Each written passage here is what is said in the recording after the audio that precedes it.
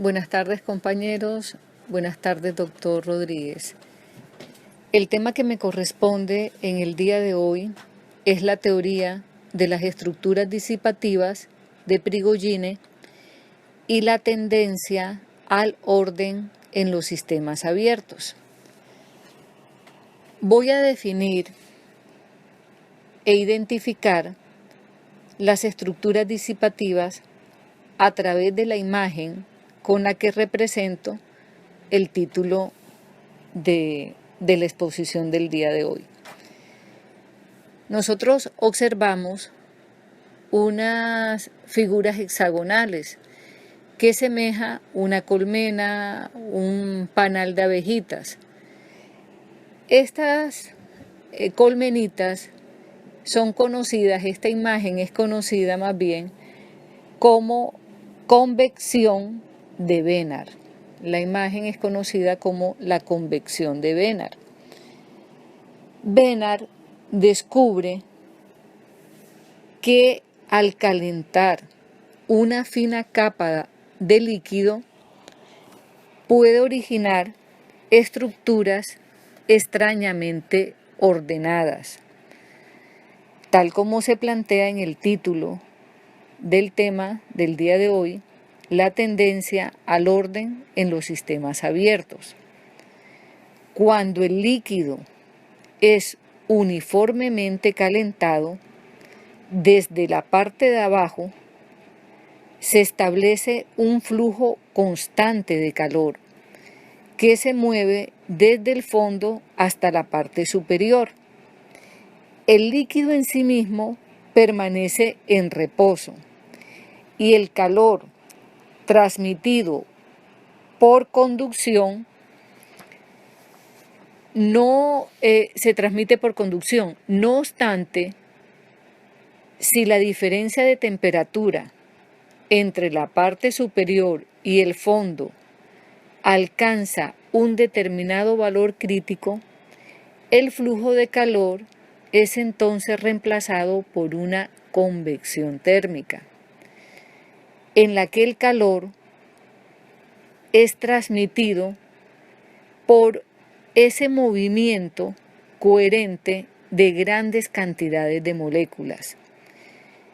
Es aquí en este punto donde aparece muy sorpresivamente un patrón ordenado de células hexagonales.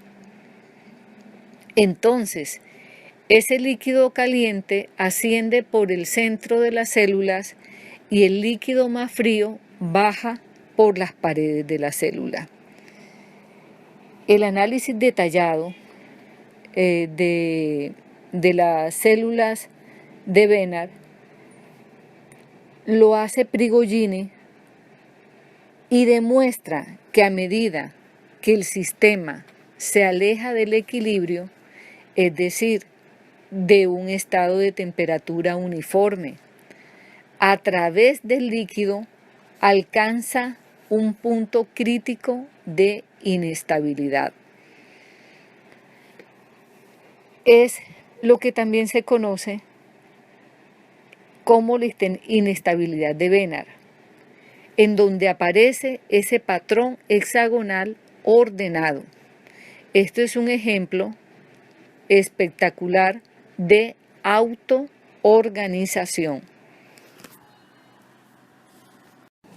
Bueno, ya tenemos, creo que ya elementos muy importantes para ir definiendo, ir encontrando ya el concepto de lo que son las teorías disipativas. Pero creo que ya al final, con mucho más elementos, con mucho más ejemplos, ya nos va a quedar muchísimo más claro. Voy a presentarles al precursor de las teorías disipativas, y es Ilya Prigogine.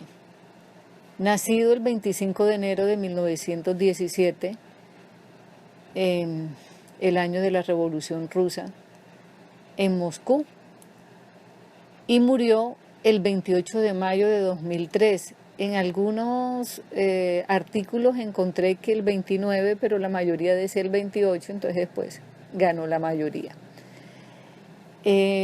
Murió en Bruselas, Bélgica. Fue galardonado con el Premio Nobel en 1977 y él pues tiene varias obras. Coloco aquí de pronto las más destacadas, que son Las leyes del caos, Tan solo una ilusión, El fin de las certidumbres, El nacimiento del tiempo, entre otras, porque la verdad fueron muchas sus obras. Realizó estudios de física y de química, fue profesor de termodinámica y fue el director del Instituto de Mecánica Estadística y Termodinámica. Ese fue Ilya Prigogine. Bueno, seguimos ahora con los postulados de las estructuras disipativas de Prigogine. Uno de los principios que rigen estas estructuras es que en la naturaleza todo está en movimiento continuo, en constante cambio y en fluctuaciones. Todo está en un estado dialéctico. Las estructuras disipativas, como sistemas abiertos, se caracterizan por un continuo cambio de energía con el entorno que los rodea y en permanente flujicidad. Por ejemplo, inspiramos oxígeno y exhalamos CO2. Ese es uno de los ejemplos que coloco en este principio de Prigogine, el constante movimiento, el estado dialéctico de los sistemas. Encontramos en el segundo postulado de Prigogine, encontramos el principio en donde los sistemas vivos y algunos no vivos, así como ciertas reacciones químicas, son estructuras disipativas, es decir, que se mantienen por una continua disipación o consumo de energía. Por ejemplo, los sistemas abiertos están en un constante cambio de energía con el medio que los rodea. Aquí encontramos la semilla. En su intercambio de energía, por ser un sistema abierto, emerge en una nueva estructura que sería la planta. En la anterior lámina veíamos el agua que se mueve en un remolino, pero al mismo tiempo lo crea también. Vamos a ver ahora el tercer principio y dice que a mayor complejidad de las estructuras disipativas, mayor energía. Por lo tanto, mayor vulnerabilidad a las fluctuaciones internas. Sistemas alejados del equilibrio. Bueno, aquí podemos colocar un ejemplo y es cuando se une el esperma y el óvulo. Se unen las partes, se forma un todo que es más que la suma de las partes. El cigoto se vuelve cada vez más vulnerable a las fluctuaciones. Va a requerir más energía, más oxígeno, más nutrientes, más todo. Este sería el ejemplo para este principio de Prigogine, a mayor complejidad de la estructura disipativa. Aquí tenemos el cuarto principio y nos habla de la inestabilidad.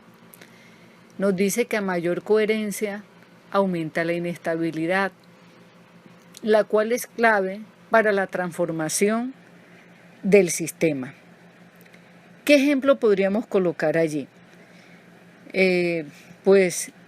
Coloqué el ejemplo de las neuronas. Las neuronas muestran una interconexión que configura una red propia de los sistemas de alta complejidad. Entonces, si hay una sinapsis allí, todo el sistema se va a alterar. Por eso colocaba el ejemplo pues de las neuronas. Encontramos ahora el quinto principio, las fluctuaciones. Son producto del continuo movimiento de energía a través del sistema, creando nuevas interacciones y nuevas conexiones. Allí coloco en la figura el mar. Tomé el ejemplo porque el mar mantiene un permanente flujo y entonces pequeñas fluctuaciones van dando origen a mayores interconexiones y mucho más complejas. En este sexto principio, que es el de la autoorganización, nos habla de la reorganización de las partes, creando un orden superior, más integrado y conectado que el anterior, exigiendo más flujo de energía, lo que lo hace a su vez menos estable y así sucesivamente. Allí está el proceso, lo vemos clarito acá, la cementación de un huevo con escaso vitelo. Entonces se ven todos los procesos hasta llegar al blastocelo. Como una parte, están las partes divididas, luego las partes integradas y la exigencia de un mayor flujo de energía hace a su vez que esté menos estable y así sucesivamente en esta línea. Bueno, aquí la gran pregunta es, ¿y qué tiene que ver todo esto en la educación? ¿Cómo podemos aplicarlo en las ciencias de la educación? Y precisamente la importancia de las teorías disipativas es que es aplicable a la investigación de las ciencias naturales, de la medicina, de la psicología, de la cotidianidad. Esa es la gran relevancia de esta teoría. Su aplicación en la educación conllevaría a enseñar las nuevas matemáticas, hablar de los sistemas vivos como sistemas complejos, de las matemáticas de Fibonacci, del mundo cuántico, para poder entender que no todo es linealidad, no todo es rigidez y no todo es certidumbre. Lo fundamental es la sinapsis, la interconexión. Por ejemplo, el rector de una institución se convierte en la parte fundamental del colegio. Lo contrario a esto, viéndolo desde la naturaleza misma, sería la interconexión de las partes, la relación en redes y no en jerarquías. Las relaciones horizontales, las cuales son signadas por la solidaridad y no por el miedo o por la obediencia ciega y sumisa. Incluso en el metabolismo de nuestro cuerpo se puede ver la solidaridad. Cuando tú te cortas, enseguida salen las plaquetas, salen los glóbulos blancos y empiezan a hacer su trabajo de cicatrización. Esto, si lo llevamos a la educación, tendríamos que hacer todo un replanteamiento, primero todo un desaprender de esa rigidez y de esa linealidad y de esas jerarquías autoritarias y dominantes para convertir la vida, para convertir la educación en procesos altamente democráticos, en donde todo empieza a fluir, en donde las fluctuaciones que se den o las mismas inestabilidades llevarán siempre a un orden, llevarán a unas nuevas formas de estructuras y siempre hacia su organización.